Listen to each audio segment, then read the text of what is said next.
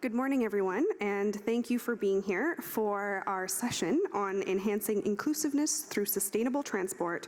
Today we're focusing on lessons learned from emerging economies.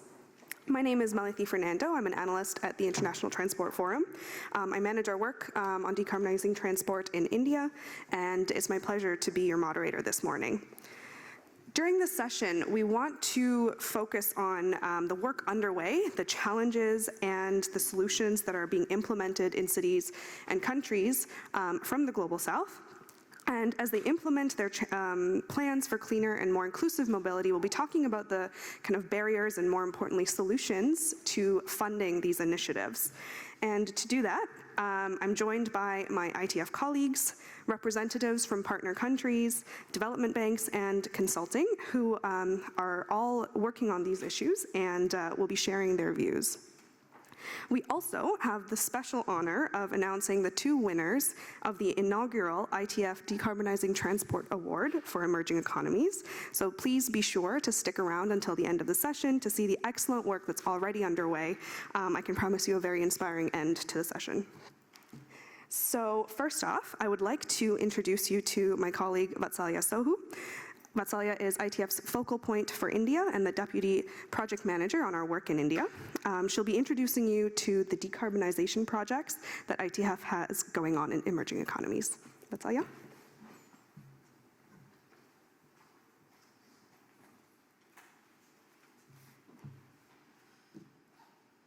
Just checking this works. Perfect. Good morning to everyone. Thank you so much for joining us. I will begin with some background on our DTEE project, the Decarbonizing Transport in Emerging Economies project, and then touch upon the theme of our summit and this session today, inclusiveness.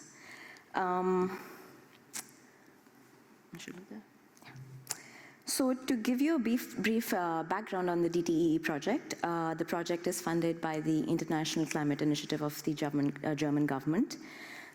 We have 4 countries that we focus on in this project. There's Azerbaijan, Argentina, Morocco, and India.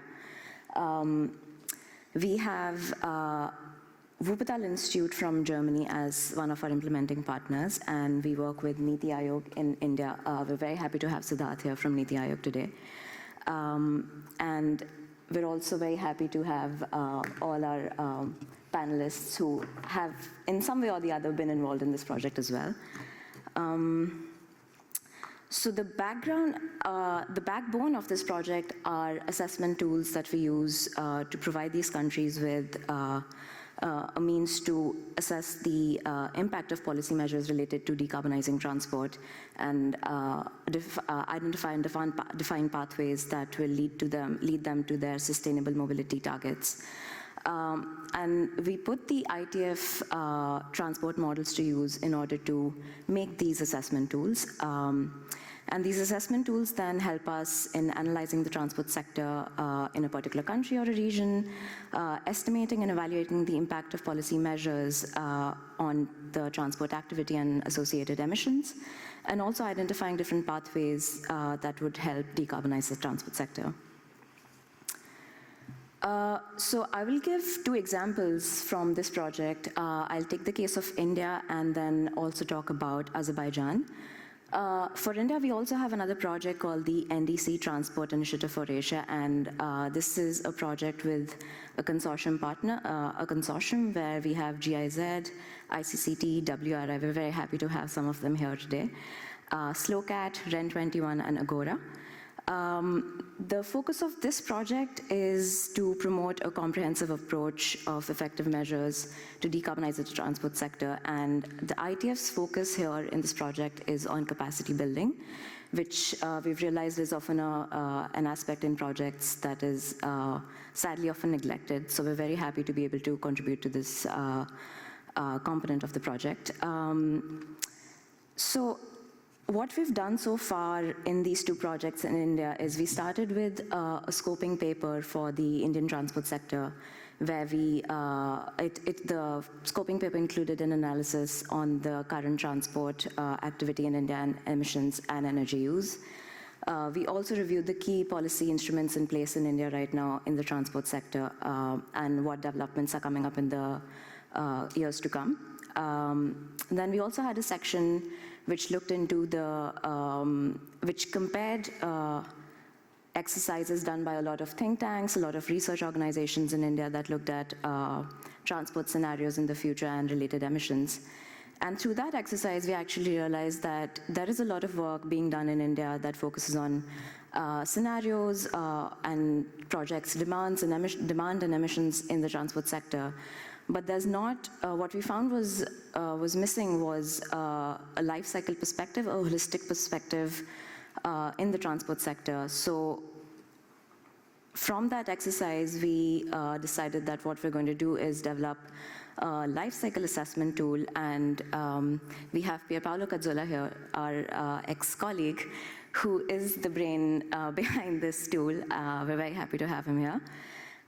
So the transport-focused LCAs usually account for energy needs and environmental effects across all different stages of the life cycle of a product or a service. And in the transport sector, the LCA tools usually have three components. There's a vehicle component, there's a fuel component, and there's an infrastructure component. Now, what does this LCA tool do? It helps us understand holistically the implications of changes in transport modes, in vehicles, and in fuels in the transport sector. And this is something we realized would add value to the ongoing existing work and research that's already happening in India. So we're very happy to be able to develop this work. And we're also working with the World Bank. Ravi Gadapalli from the World Bank is here. And we're working with them to understand the difference between the emissions and the energy use of buses.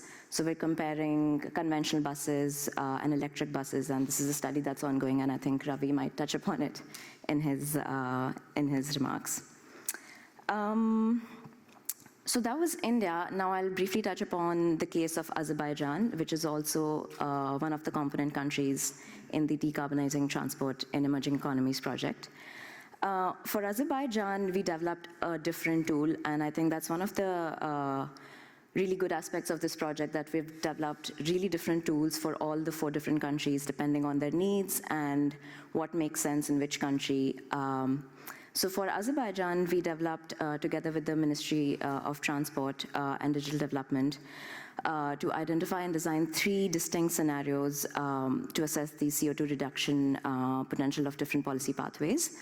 There were 3 scenarios. The baseline, which included no measures that influence demand and transport emissions between 2020 and 2050. Then we had the current policies scenario, which included the policies that are currently in place in Azerbaijan already.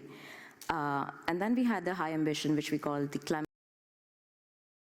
additional measures, help Azerbaijan accelerate towards their pledges in the Paris Agreement. And through this exercise, here are some key results that we found out. So we saw that transport and freight activity in Azerbaijan is going to grow, and then we saw how the different scenarios would help Azerbaijan either limit emissions or actually cut emissions to 2050. So that was a bit about the projects that we're working on, and 2 examples of countries. There are more countries. There's Argentina, where we've focused on freight, and we're also working with Morocco. I would now like to move towards the theme of the session, enhancing inclusiveness. And for this, I'll turn to our flagship publication, the ITF Transport Outlook. For the 2021 edition, we focused on an equitable transition to sustainable mobility in the post-pandemic world. This outlook, in the outlook, what we did was make sure that we include aspects that have emerged in the post-pandemic world. And so we stress the importance of combating climate change while making sure that equity aspects are strengthened simultaneously. You can see here we we identified 3 key kind of aspects. We made sure that we understand and recognize that there is global inequality currently in incomes, in terms of emissions, in terms of opportunities in the world. And it was very important for us to understand and acknowledge that these are exacerbated by the pandemic in the form of economic losses and limitations to accessibility.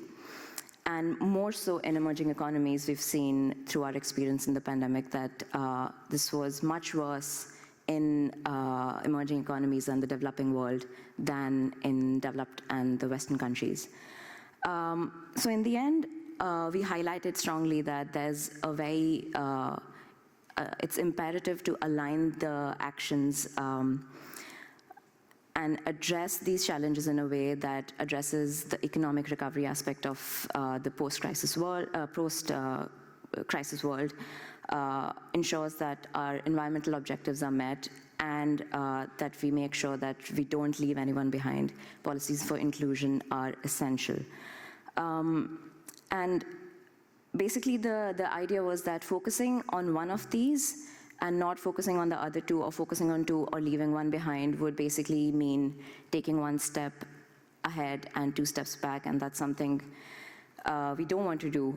So the main idea was aligned action. And then moving to the case of emerging economies, emerging economies have a lot of other goals to balance along with sustainability goals, and these stem from a number of factors. We've identified 3 here. There's demographics, there's the existing income inequality, which is quite high in the developing world and in emerging economies, and there's socioeconomic goals. So when it comes to demographics, most developing countries and emerging economies, whether you look at Asia, whether you look at Latin America, there's a high population growth and rapid urbanization, and this drives the demand for transport and related emissions.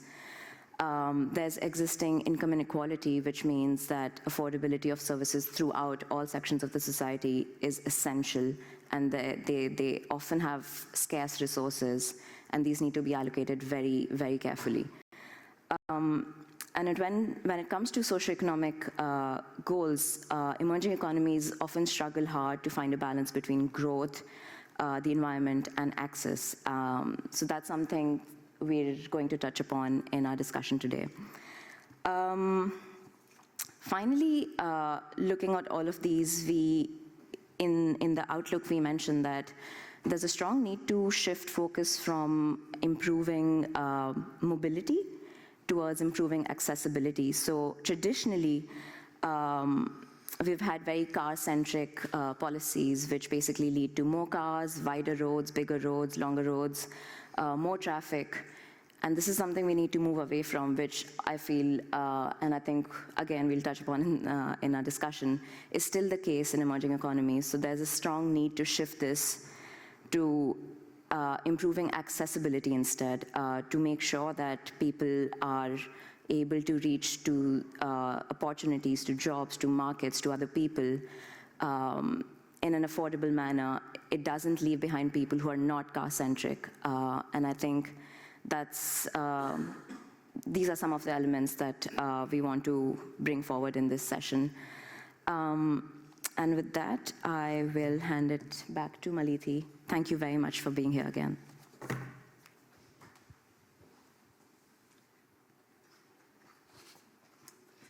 Thanks, Vatsalya. That was a great introduction. And now, moving on from ITF's work, we'd like to bring in some of the perspectives from the countries represented here today. I'd like to introduce you to Larissa Amorim, who is the Undersecretary for Sustainability at the Brazilian Ministry of Infrastructure. Welcome, thank you for being here.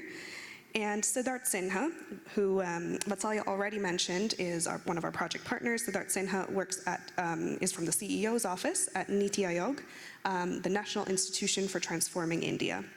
And so first I'd like to invite Larissa to give us her presentation, giving us an idea of the efforts underway in Brazil on promoting inclusive and sustainable transport.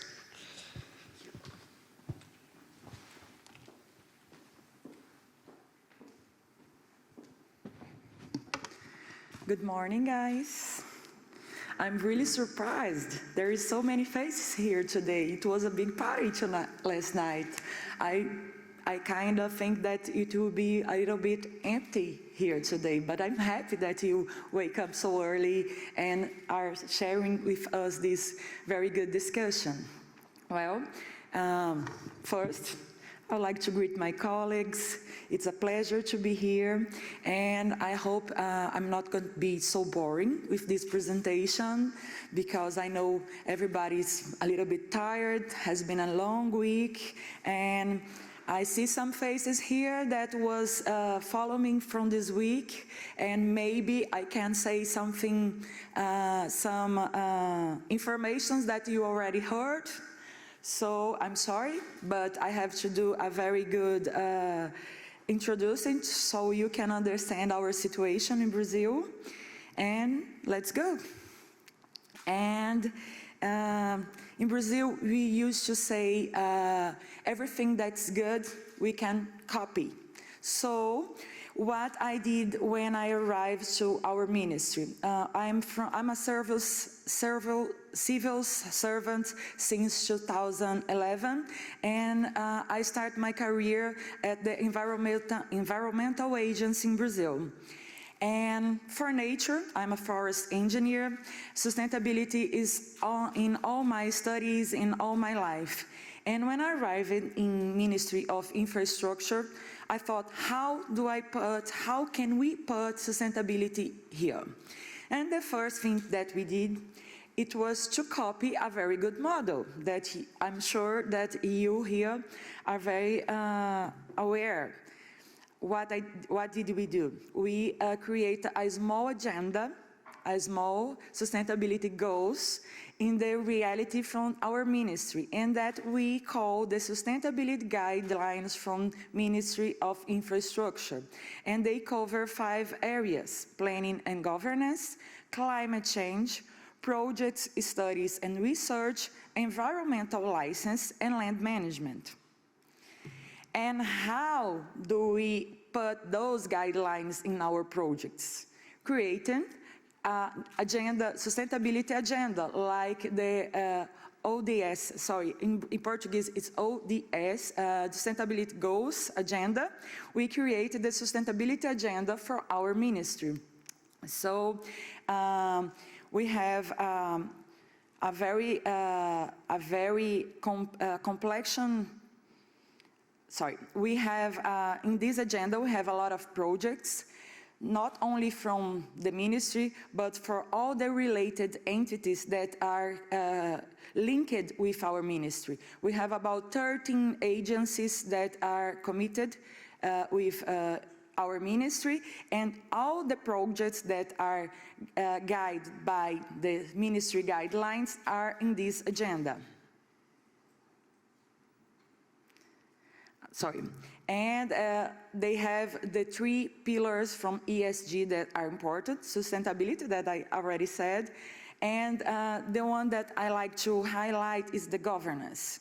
As my colleagues know, from emergency countries, from developing countries, transparency and governance is very important.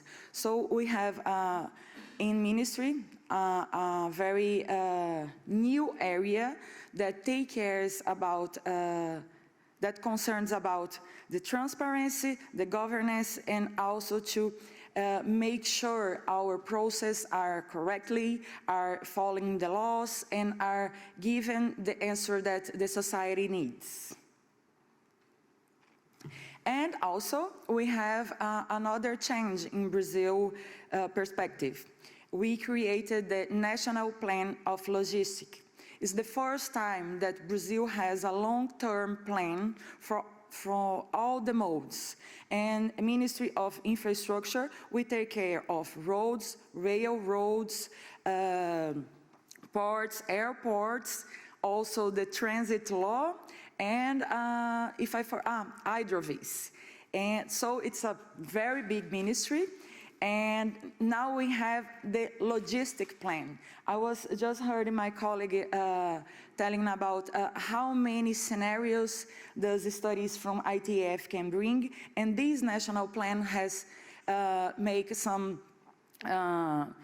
plans for 6 possible scenarios, and I'm happy to say, because of we have recently changed in our law, that now private investors can build railways in Brazil.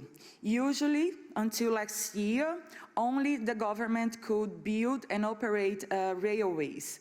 So with this, we want balancing our system of transport infrastructure and emit less gases and be more efficient and reduce the costs.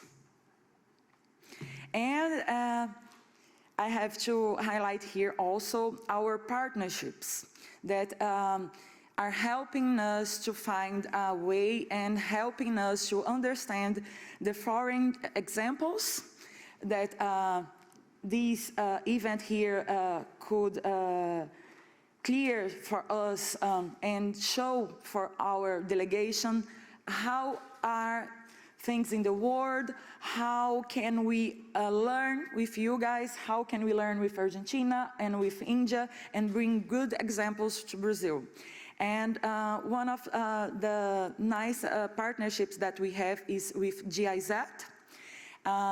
They help us to put the sustainability guidelines in operation in our ministry, and we are developing 2 studies, one from ports and another one from railways and roads, that where we are studying and mapping the climate risk impact in the infrastructure sector.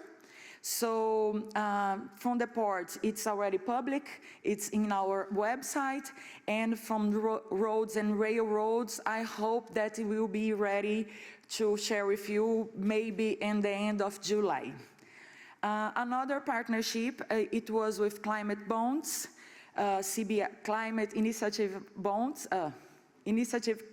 CBI, Climate Initiative Bonds, and that where we developed a new way to do business in Brazil. How did we do that? With this partnership, we let our accents ready to solicit green bonds. We have 3 big railways, Ferrogrão, FICO, and FIOL, that when we put that to the private initiative, when we try to sell this to private initiative, they could ask for green bonds and have access to a kind of investment that has small taxes.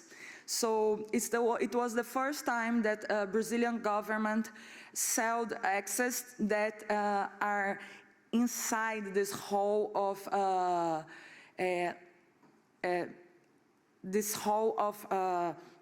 access. And last one, CDRI, that when last year we get inside from this coalition that now is the presidency is with India. We had a very good talks and share experience. And what we expect from this partnership is that with our studies from GIZ, we could improve and put the adaptations measures in our roads and also in our ports. And CDR are being very supported on this. This is some examples that I told you. I'm sure you are aware of these. Every year we have, in the summer, a lot of rains, a lot of impact for climate change in our infrastructure. And one of our challenges is how to measure it and how to put a cost on it.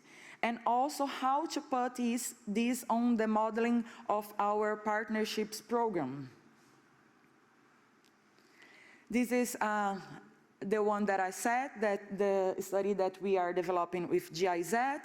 We are almost in the end, and I hope next summit I could present this, and I also am hoping that next summit I could talk about the Brazilian experience on the Decarbonising study. And this is the one from ports. I hope I don't get you so boring. I'm sorry for my mistakes in English. It's not my mother law. I hope you understand. If you have any doubts, it will be a pleasure to talk with you. Thank you so much.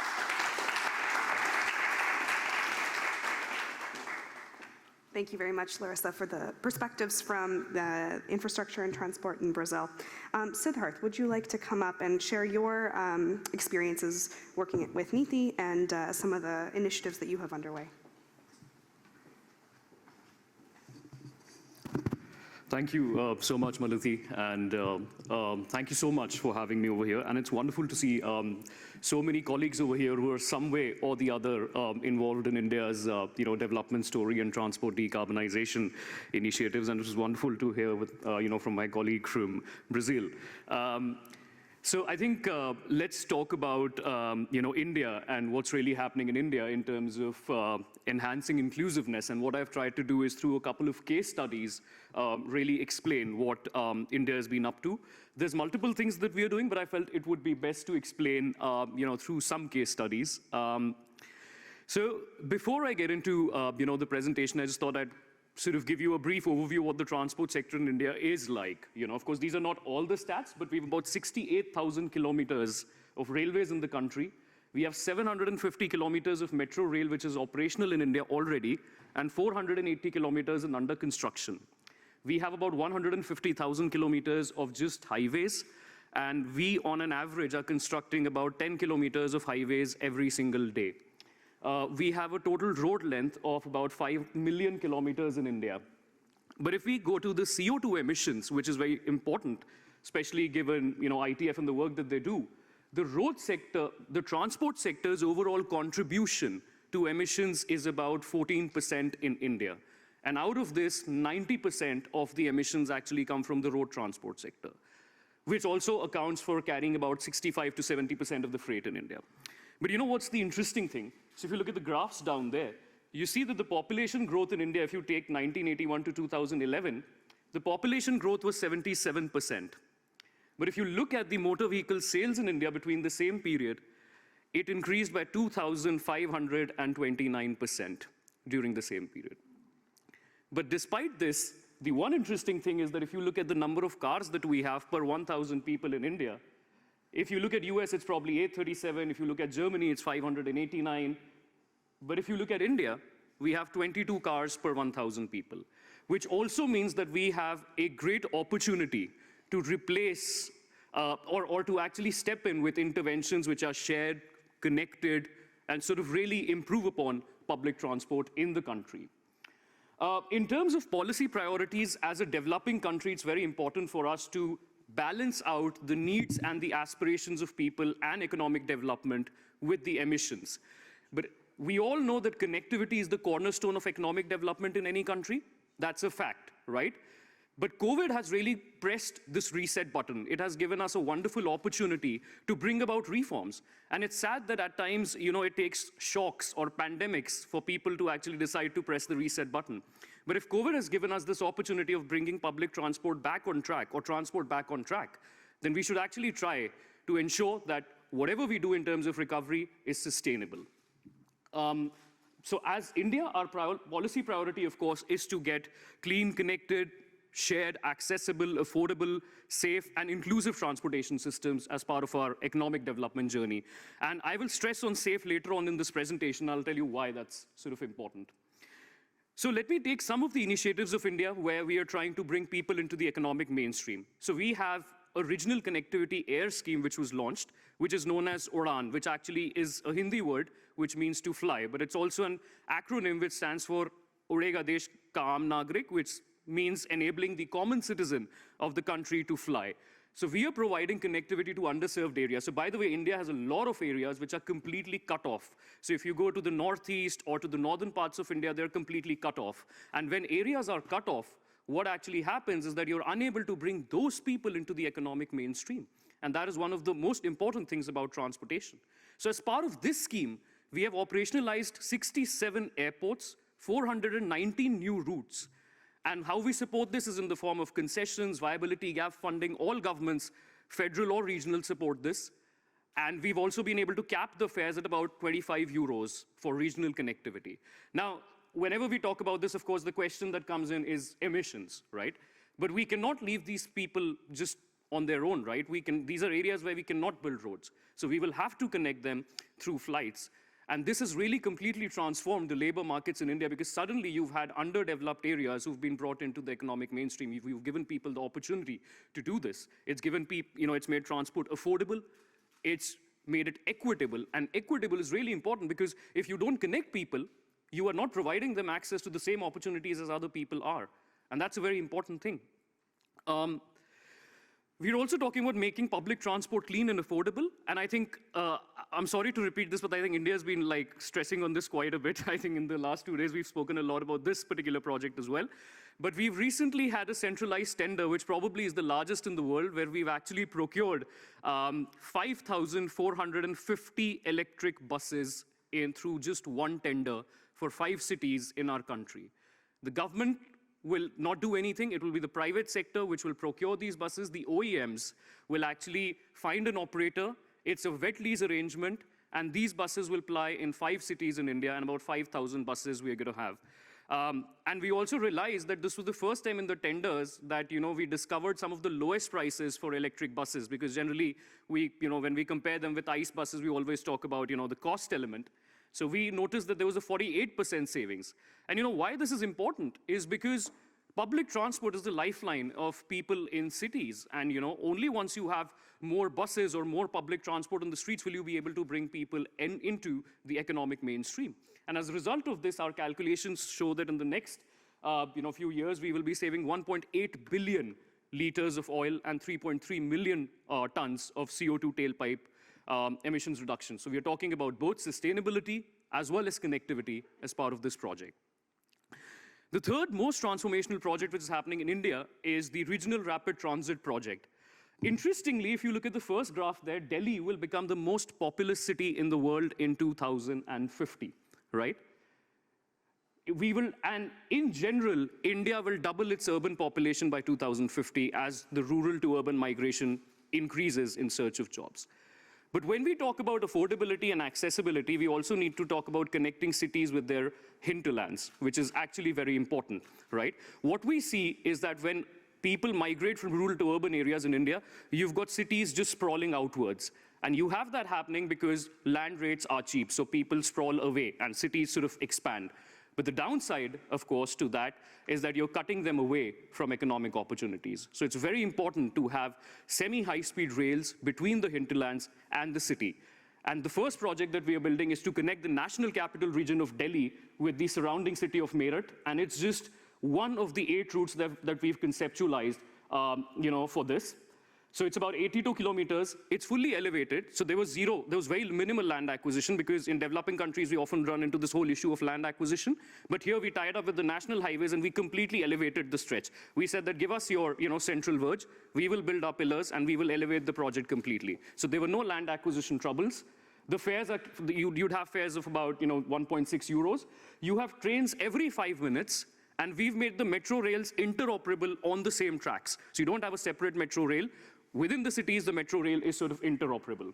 And what I mentioned in the panel yesterday is that this is also the first example in India where during the non-peak hours, we are going to run the freight on the same routes, which is also, I think, quite interesting. And one aspect that we often miss out in the developing country context is the multimodal connectivity. You see that if the origin to destination travel is not easy, people will just pick up their cars and travel if they have to change multiple times. So this would be the first project in India where you have 100% multimodal connectivity. So the central station, the railway station, the bus station is being shifted right below this. It's really interesting. And the best thing is that this will take about 150,000 vehicles off-road. Why is that important? Because when we talk about safe transport in India, we have one death from a road accident every 4 minutes. Every 4 minutes, one person in India dies as a result of road accidents. We have 150,000, about 150,000 deaths in a single year, right?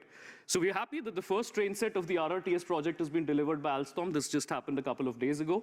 So we're looking at really safe, inclusive, affordable, accessible, and clean forms of transport.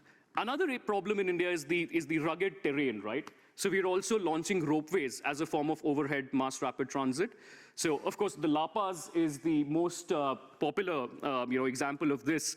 But why is it important for developing countries? Is because this is almost 1/3 the cost of a metro rail project. It reduces your emissions, it reduces congestions, it's affordable, it is safe.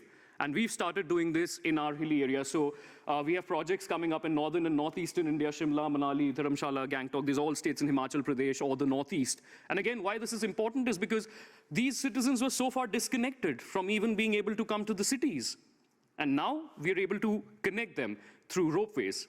And finally, this is sort of different from the rest because it's a scheme that I'm going to talk about. So India launched a national monetization pipeline. In order to fund new transport projects, of course, you need more funds.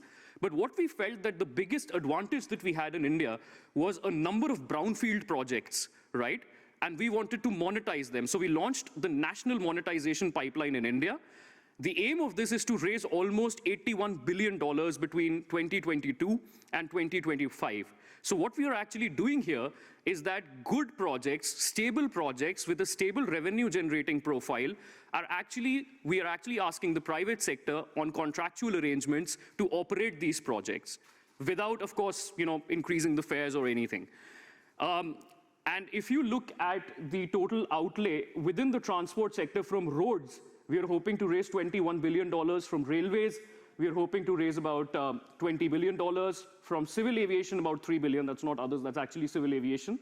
And we hope to raise a total of $44 billion USD just from transport. And in 2022, we already exceeded our target of 11 billion. We were planning to raise 11 billion through transport projects, 14 billion came in. And why this is important is because, for instance, I'll give you the example of highways. In highways, we have something known as the toll operate transfer model, which we launched. So what we've done is that the best highways, the very stable highways which we're operating, we give them to the private sector to operate, and they give us, the funds upfront. And these are the funds that we really are now channeling into making transportation, affordable, setting up new greenfield projects, and so on.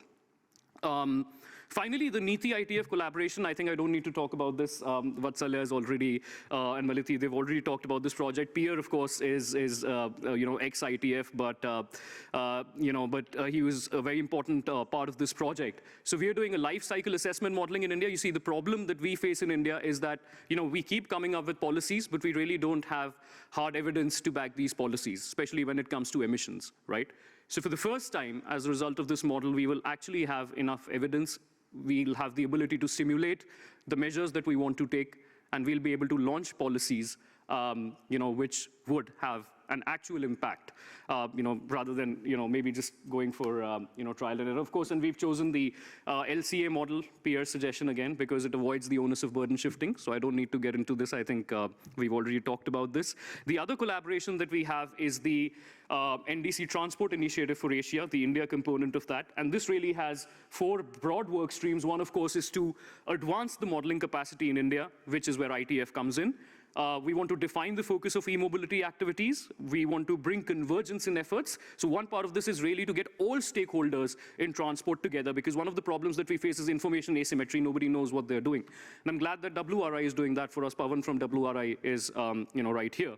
And of course, finally, clean transport financing, which is very important. And we're also very happy that we've now also been a part of the DTEE Implement project, where we are talking about the hard-to-abate sectors as well. And I think that would be really important. So that's my presentation, but I would use this also as an opportunity to thank all my colleagues from ITF. It's been so great, working with all of you. Malithi, Vatsalya, Pierre is here, as well as everybody else who's part of the development journey in India.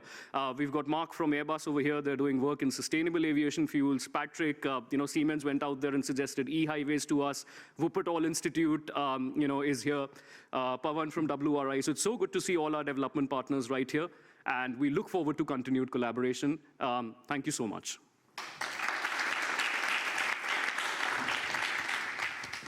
Thank you very much, Siddharth. And I think you segued us quite well with your touching on the problem of financing, or the challenge of financing, I should say, some of the major projects that are already underway.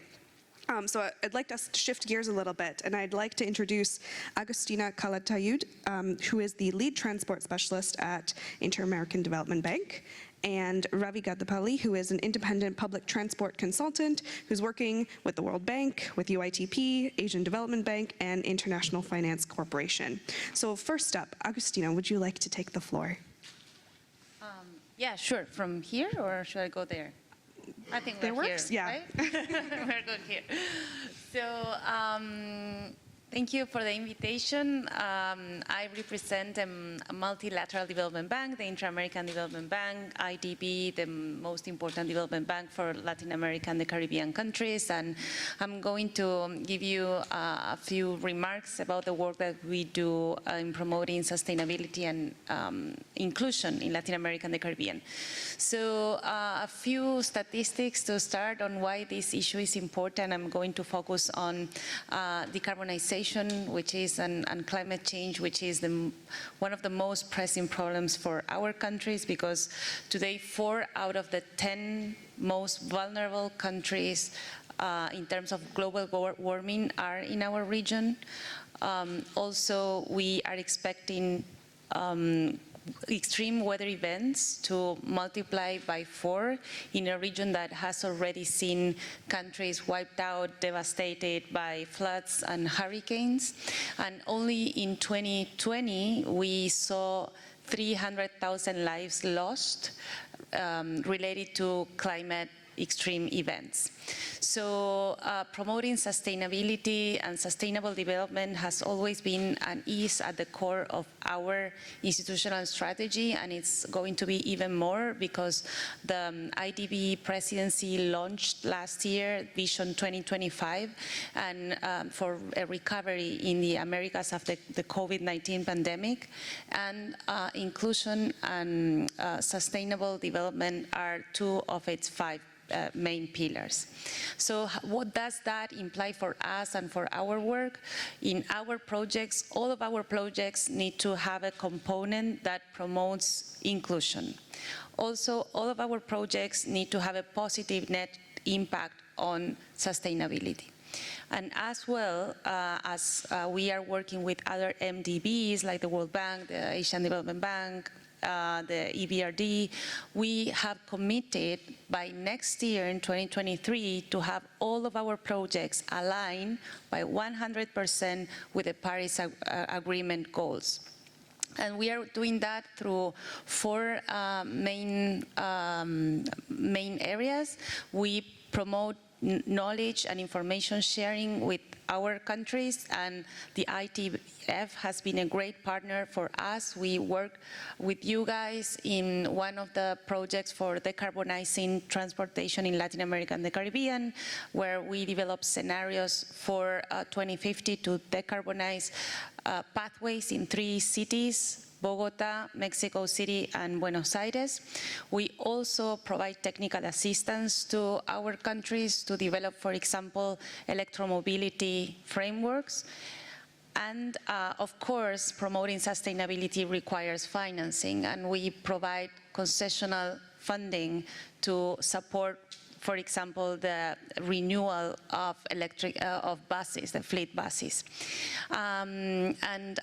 Finally, we also leverage our own partnerships to support the countries in Latin America to access concessional funding from other institutions, as well as knowledge from other institutions, such as our dear partner at ITF. So that is what we do. Thank you. Thank you, Agustina, for those really concrete examples, technical assistance, concessional funding, and so on. I'd like to invite Ravi to take the floor.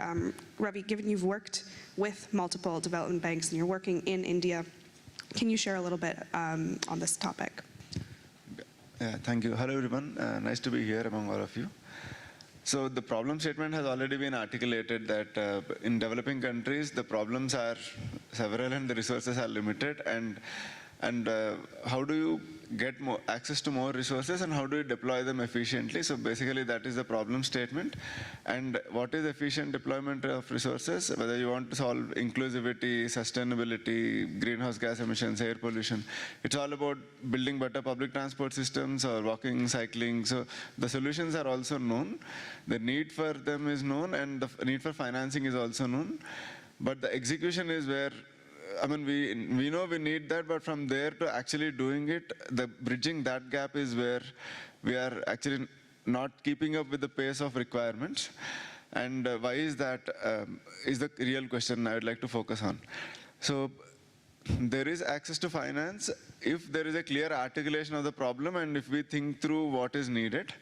Like Siddharth was presenting, in India there is already commitment for $40 billion over the next 5 years to develop the metro rail systems.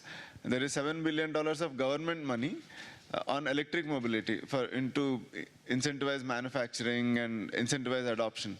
So where there is a clear thought through process of what is needed and there's a clear articulation and a roadmap, there is financing available, but that wouldn't be enough for the large problems we have. We need public transport across the country, and each city, each state should be able to think through all of this, for which there is not enough technical capability. So you need human capital to look at long-term problems on what are the problem statements, like rural mobility. 65% of people in India are in rural areas and there's not a single study on rural mobility in India. Similarly, data. I mean, if you ask me how many cars are there in India, we don't really know. I mean, the other point is we keep saying that we have less cars, 22 cars per 1,000 people. But in terms of households, already 50% of the households own some vehicle or the other, which is mostly two-wheelers. And I was looking at the numbers Siddharth was presenting. They have 500 vehicles per 1,000 people in UK, France. India is already there. Not because people are rich, but because they don't have a choice. The public services are not keeping up a pace with what people need. So your limited resources are spent on private vehicles, which would have gone into your child's education or healthcare or whatever. So that is where the gap is. So the need is clear, and the articulation of the need in terms of technical capability is limited. So that's where organizations like us come together. The decarbonizing transport work you're doing, the LCA tool you're developing, World Bank has collaborated with you to understand and show it to the cities on what is the net impact of electrification. Because there is a bit of misconception also. If you don't have data, if you don't have studies, whether is electric good, is coal-powered electric mobility a good option? So there are several questions people have. So the studies like this help. Similarly, World Bank is trying to generate several template documents, like for a city to move towards public transport. How do you have a 5-year outlook, a business plan towards that? If you want bus services and you have limited resources, you want to maximize your asset utilization, maximize the ridership.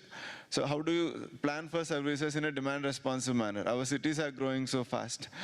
So there are templates being created around that, model RFP. So there is a lot more effort needed by think tanks and research organizations to build this knowledge gap, and also from the government to build the technical capability to address these problems.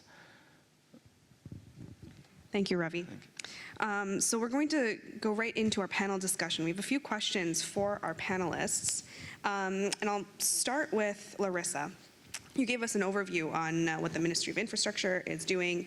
And what are I'd like to expand a little bit on some of the typical challenges you might face in your transport projects and how the Ministry of Infrastructure deals with them. I believe that our gap started in infrastructure transport when the government decided to took back and took back all the assets like ports, airports, railways, and as a developing country, we don't have enough money.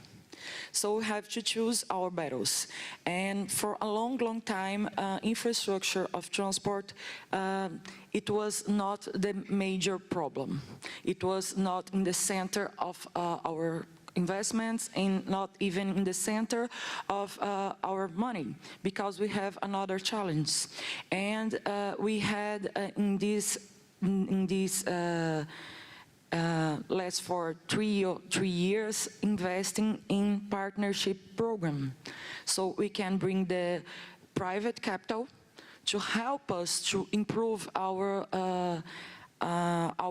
infrastructure. So we had more than 110 billions on investments, and we hope until the end of the year more than 40 assets to be auctioned. So that's how we want to let this gap smaller. And as you know, it's the same problem that probably India has. We are a big country, and we have a lot of poor people and vulnerability class of citizens. So the importance of accurate modeling our projects is to measure this, and as I said, to how to put all these risks inside the concession. So if we don't do accurate models and if we don't do accurate measures, it becomes a very high risk for the investment. So another challenge is to let our models very accurate. Thank you, Larissa. Siddharth, could you add to that, perhaps from your perspective in the work that you're doing in India? What are some of the challenges you faced with, financing issues and whatnot? Yeah, I think that question on financing is actually quite interesting because, in developing countries, we have a couple of challenges, let's say, in availing finances. I think the first is, of course, the interest rates. Now, we might say that banks offer us lower interest rates, so it's all good, and that's totally fine. But you see, the problem is that this currency has to be hedged, right? So there is a currency hedging that is generally involved. So you have to hedge this currency against something. And that, again, raises the cost of capital. So the issue is that the cost of capital still is very high. So firstly, I think that is something that's a challenge that needs to change. Secondly, the whole idea of a green taxonomy is missing. What exactly is a green project? What exactly makes a green project, right? So we need to define that as well. And in that sense, a green taxonomy is again something that we feel hinders projects, because often there's this debate about, is this project green, is this project clean, is this project sustainable? So I think we need to build a pipeline of projects which we can very clearly say are sort of green projects. I think the third challenge would again be in terms of the sunrise areas of growth, right? Because there's a lot of new areas which are being explored, in developing countries. And the people who get into these areas, these sunrise sectors, let's say in India, there is, there's a lot of new things. Now there's green hydrogen. Of course, players want to jump into it. But the question is that, when banks offer you these loans or institutional investors come forward to offer you this finance, they're often looking at your prior history in that particular area, right? In this case, it's not there. Right. So that actually really stops a lot of capital from flowing in, which is not correct, because for promising technologies, you must fund them. So I feel this is an area where we can also sort of leverage technology today with all the AI and ML tools that we have. It's very easy for us to, understand what a person's credit history has been or what their other business avenues were in the past and how did they really perform over there. And based on that, make a predictive assessment of how they're likely to do in an absolutely new sector of growth. Yeah, so to my mind, I think I would say that these are the biggest challenges. And of course, I think there needs to be greater equity infusion as well at some point, because, for loans, versus loans and equity infusion, I mean, we personally would like equity infusions much more, because for loans, often there's collateral. Because let's not only eye it from the perspective of the governments, let's also eye it from the perspective of the, the private sector borrowers who are there. And if you look at the multilateral banks, the share of public projects versus private projects that they fund is extremely skewed. So why should you not have the private sector availing these benefits as well? Because they have a major, role to play in this growth story. So, yeah. Thank you, Siddharth. Agustina, you've heard now from kind of two country perspectives on some of the challenges. From your perspective, from a development bank, what do you see as the challenges first? And maybe I'll follow up with a second question.